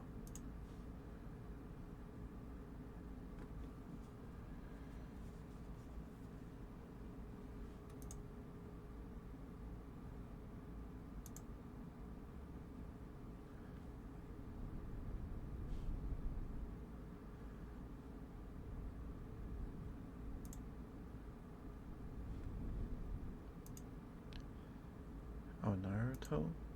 Okay. I was just curious if it was from Naruto or the Pokemon. Because Ninetales, the Pokemon, is spelled tail, like a fairy tale, and not tail like a tail. Oh, most games make you rage. I see. I never finished Naruto. I finished the one when he's younger. I never finished Shippuden. I think I got to as far as the guy that blows bubbles from a pipe. I think that's as far as I got. I'm not sure.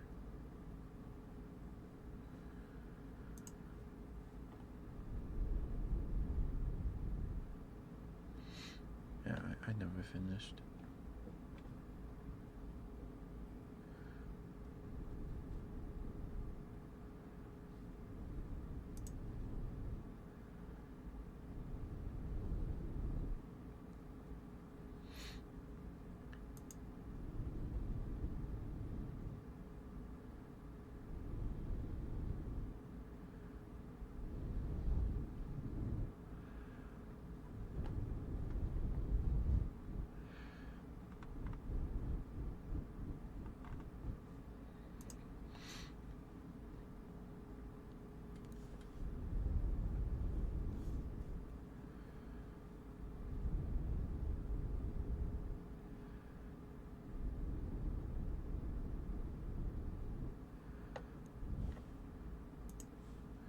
Kirby had pet.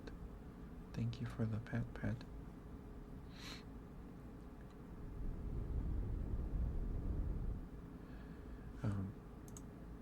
Yeah, the last time I watched Naruto was probably 2019 or like 2020 was when I watched it. Last I watched it.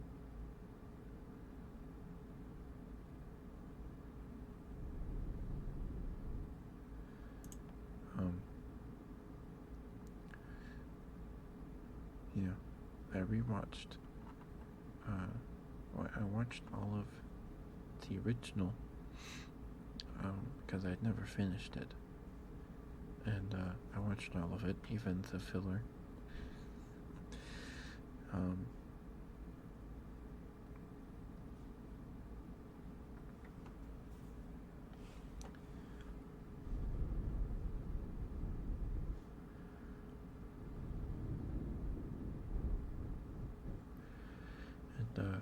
When I was watching the tuning exams, I think my favorite fight is probably the Lee and Gaara fight.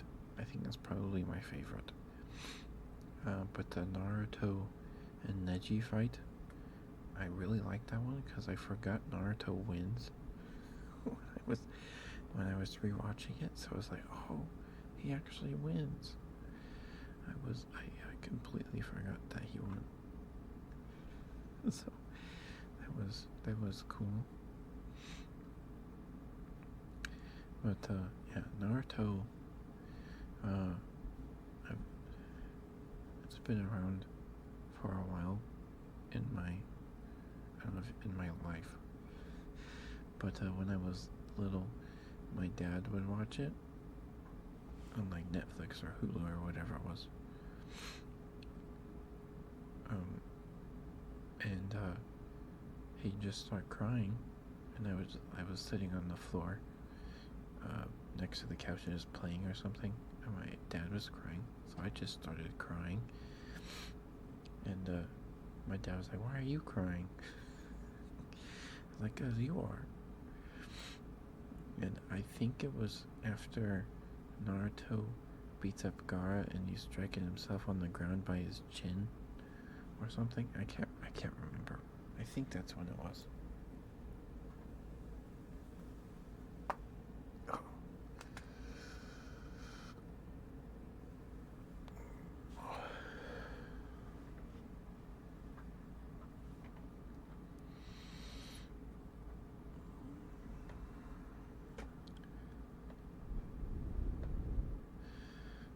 Yeah, I'm a crybaby, and I get it from my dad.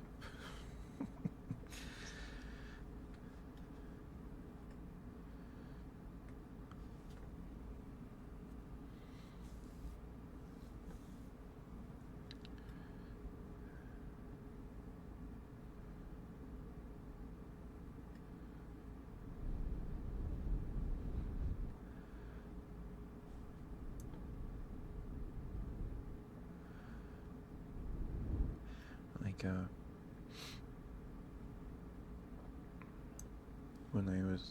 when me and my partner started talking, like the first, it wasn't even like a date at the time, but we watched Your Name together, and I didn't cry then because I was in a Discord call with them, and I was like, I can't cry, so I didn't. Oh no.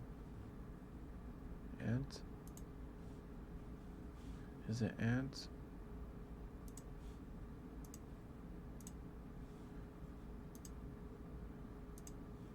It's probably ants. Yep, it's ants. Okay, I'll wait.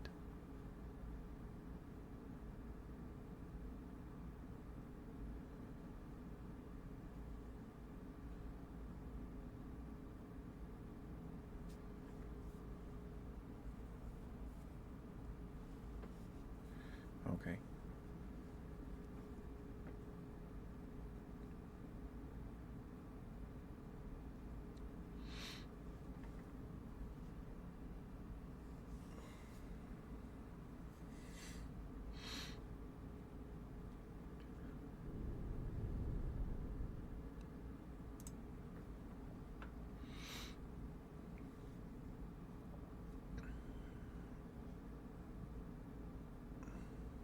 are the odds? Yeah. It's about that time, I guess. But we watched Your Name. That was pretty good. And then, yeah. Then I think we'll come back from the ads. We'll come back. But yeah, anyway, there are a multitude of anime that have made me bawl my eyes out. So, yeah. Like, when I rewatched Naruto, the only time I cried, the only time the Naruto anime made me cry when I was rewatching the original, was when Zabuza died. And he was talking to Haku. I haven't seen that yet. I haven't seen that one yet.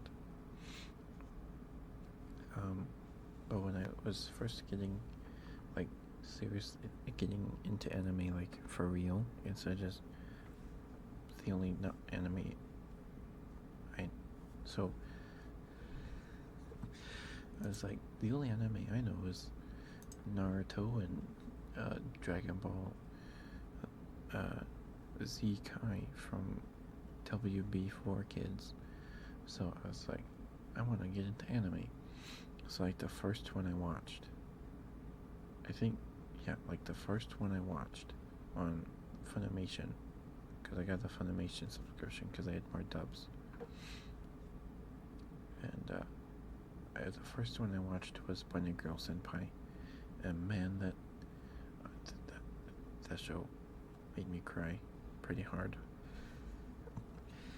I don't want to spoil anything if you haven't seen it yet, but it's pretty good. Pretty good. And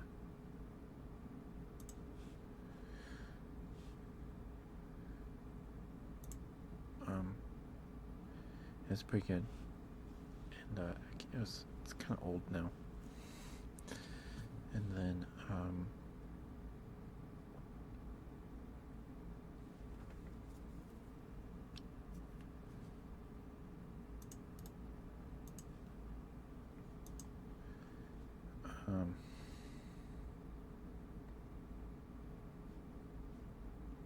what was I saying? Oh yeah, another one that made me cry, like the hardest I had cried in an anime at that point was probably Angel Beats. Angel Beats is my favorite anime. I love Angel Beats, and it made me cry. It was really good. And then I watched Violet Evergarden with my partner, and that show made me cry like every episode. It's ridiculous.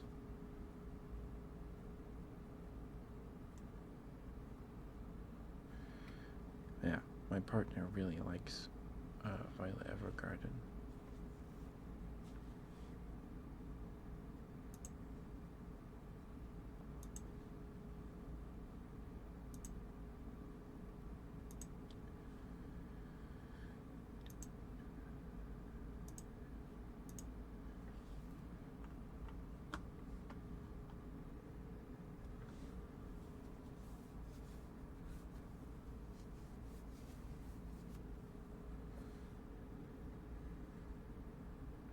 You can't pick a fave? Yeah, it is tough. It is tough.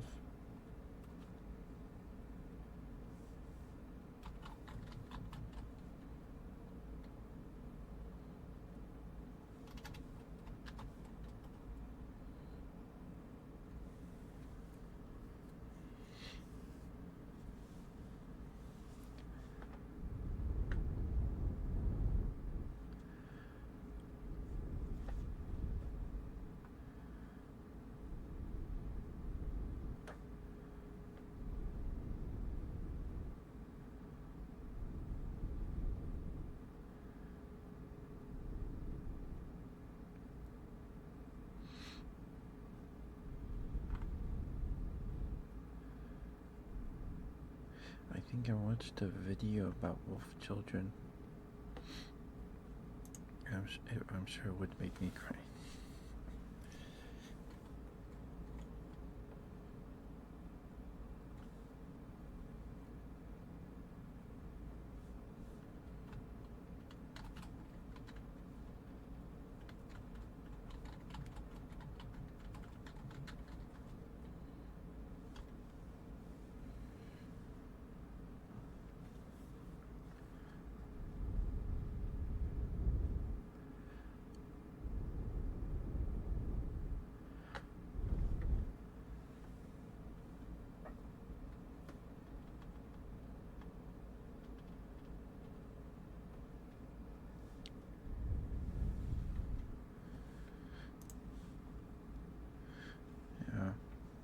Yeah, I can't remember what video it was. It was about a different anime, primarily, but they talked about wolf children. I think.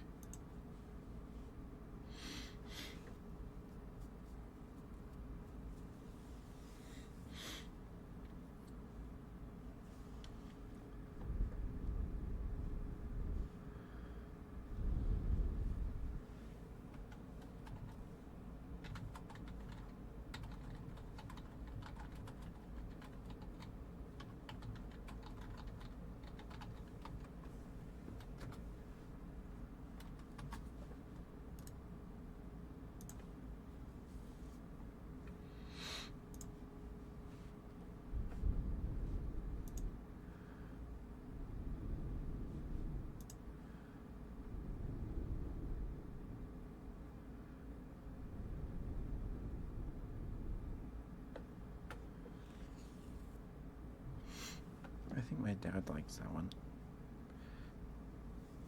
I don't know much about it.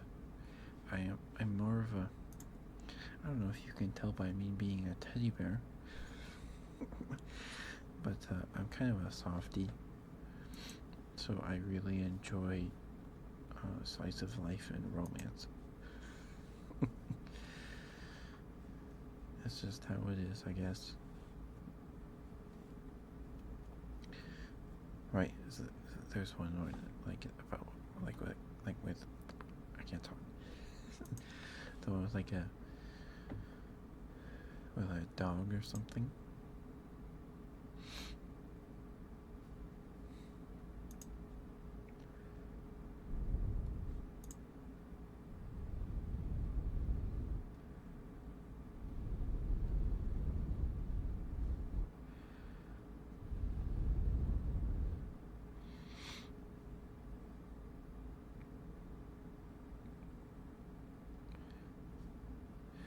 Yeah, that's like the only thing I know about the show, and that there's like Netflix live action movies, and they're like awful. That's all I know about it.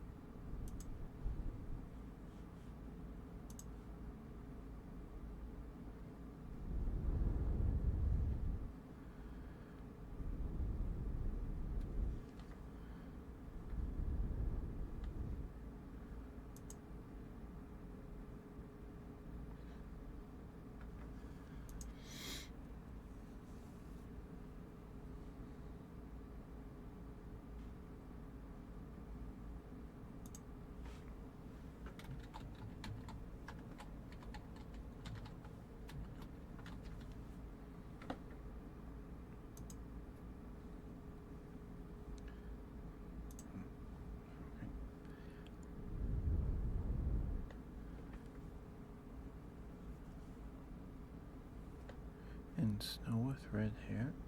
Oh, right, Snow White.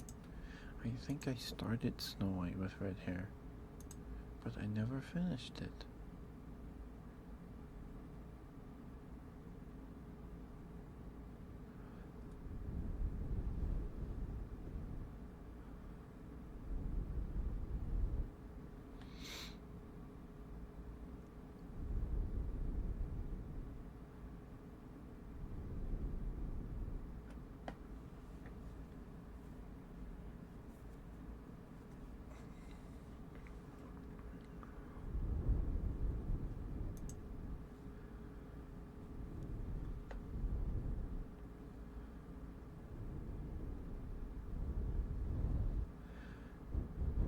Right, I did enjoy it. I just never followed through and finished it.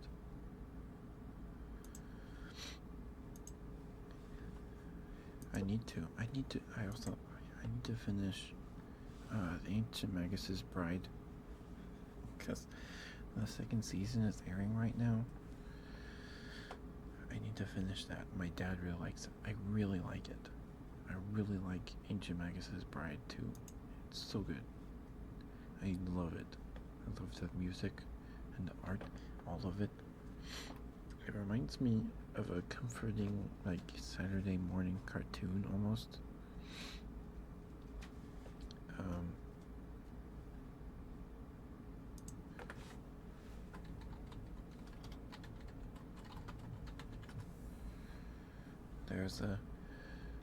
It kind of reminds me of a cartoon that my mom hates, but it was on, I think it was on some Christian cartoon programming channel when I was growing up.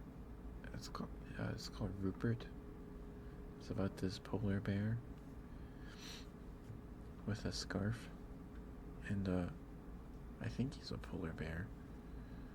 I don't actually know if he is, but he might just be a bear. But it reminds me of that old cartoon with like the old, that kind of British or English style building and architecture,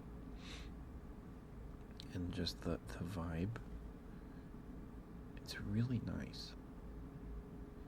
It feels like you're watching a storybook. It's the best way I have to sum it up. You know, it feels like you're watching a storybook. Although Ancient Magus's Bride is, I don't think it could be a storybook. There's probably a manga. It's manga? Are manga storybooks? That doesn't make any sense. I don't think they are.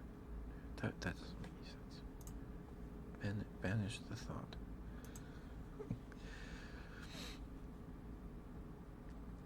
Forget I ever said that. That's probably blasphemy.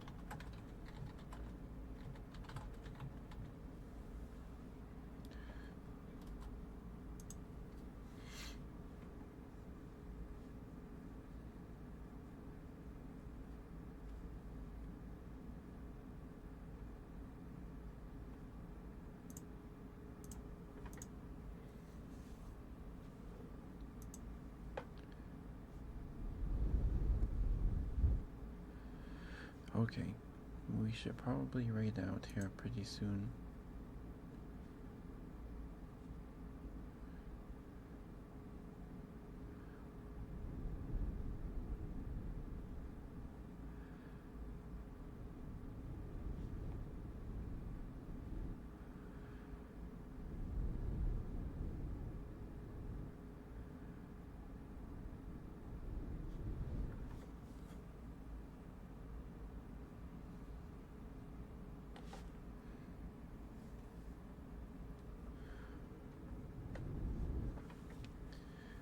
So let's see who we can read.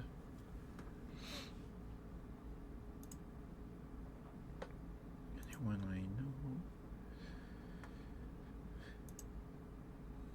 We could go say hi to Grills, but since we're doing ASMR and I'm pretty sure when Goku is asleep, let's find someone else playing ASMR. Or doing ASMR. Because I don't want Goku to wake up. Let's see.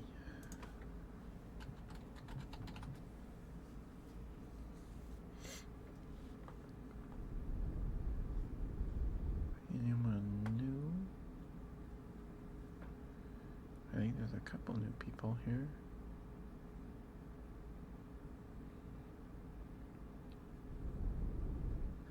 But I need to swap my headphones so I can hear my desktop. So, 1 second.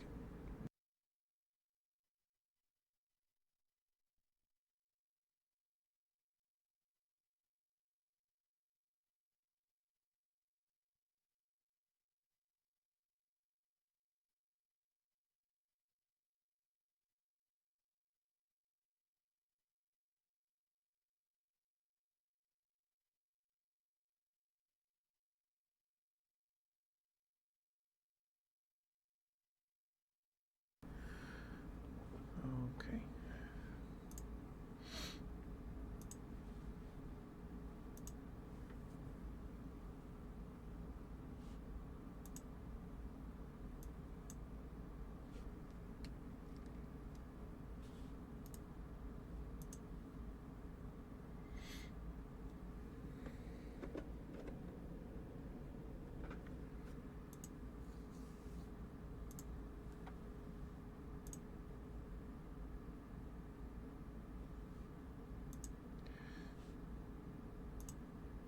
Okay. So it threw me off for a second. I clicked on someone's stream and I couldn't hear anything. Ooh.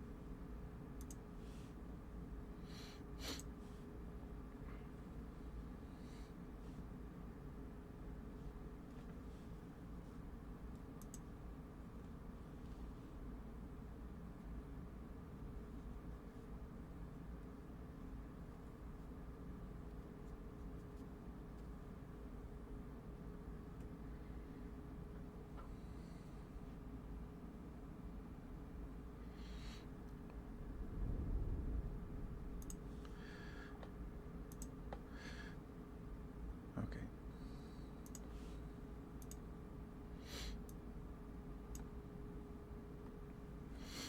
I think we'll go say hi to this person. It looks like they're shiny hunting. But they're also doing ASMR while shiny hunting, so I think we'll do that.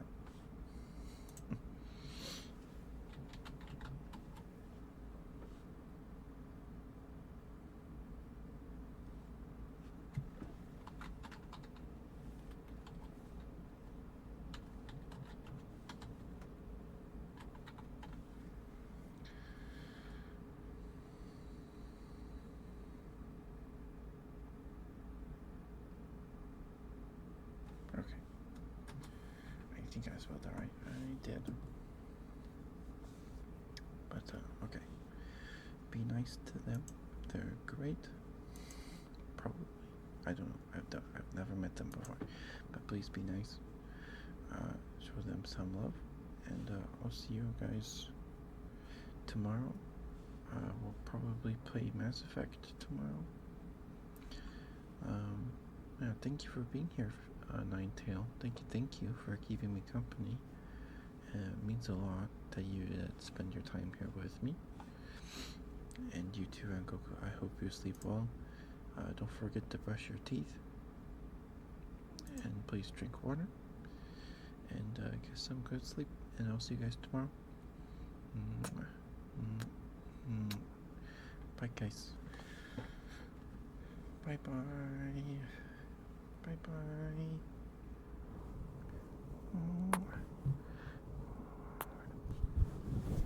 Bye-bye. Bye-bye.